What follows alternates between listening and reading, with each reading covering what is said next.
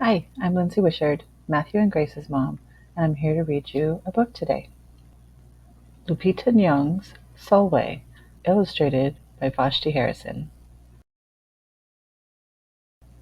Sulwe was born the color of midnight. She looked nothing like her family, not even a little, not even at all.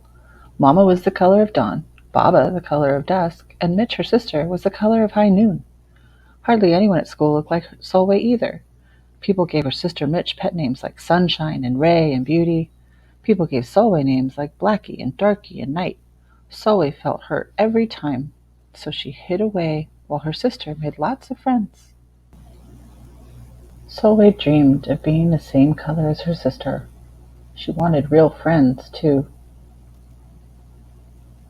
So she got the biggest eraser she could find and tried to rub off a layer or two of her darkness. That hurt. She crept into Mama's room and helped herself to her makeup. Oh no, she would hear about this from Mama. Sulwe decided to work from the inside out and ate only the lightest, brightest foods.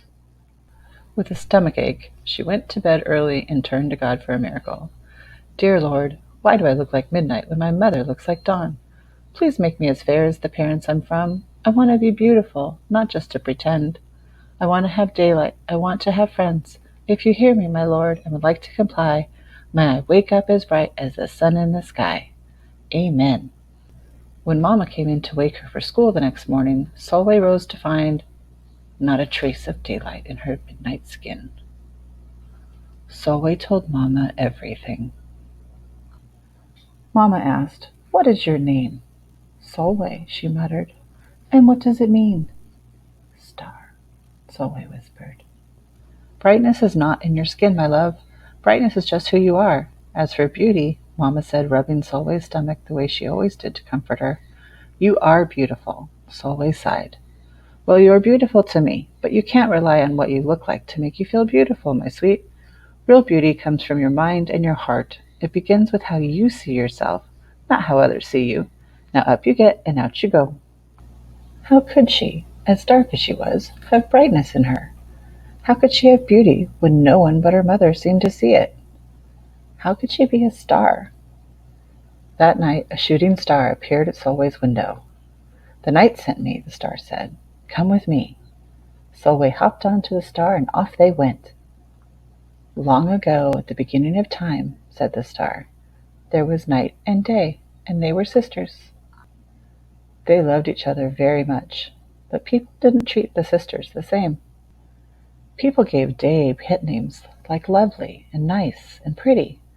People gave night names like Scary and Bad and Ugly. She felt hurt every time. Well, Night got fed up and walked right off the earth. Day stayed behind and enjoyed making everybody happy in the sun. But then Day grew too long. Day began to really miss her sister. So did everybody else.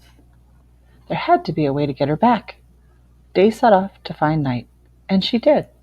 "I miss you," said Day. "I miss you too," said Night.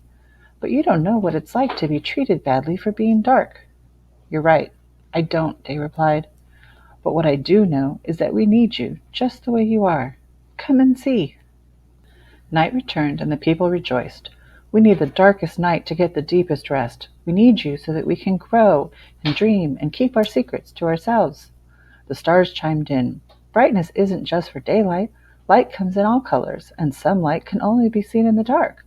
While day had a golden glow, with night everything had a silver sheen, elegant and fine." Day told her sister, "When you are darkest is when you are most beautiful. It's when you are most you." Could it be that Night did not need to change? Not even a little? Not even at all? Now that Day and Night were back together, a little bit of Night returned to Day in the form of shadows, and a little bit of Day returned to Night in the form of moonlight. They were inseparable from that moment on, and promised to celebrate the brightness in each other, whether people chose to see it or not. "You see," the star explained, "we need them both, on their sunniest day and their darkest night, and every shade in between. Together they make the world we know light and dark, strong and beautiful." Sulwe rose the next morning beaming. There would be no hiding any more. She belonged out in the world, dark and beautiful, bright and strong. And if she ever needed a reminder of her brightness, she could look up at the sky on the darkest night to see for herself. Sulwe felt beautiful, inside and out.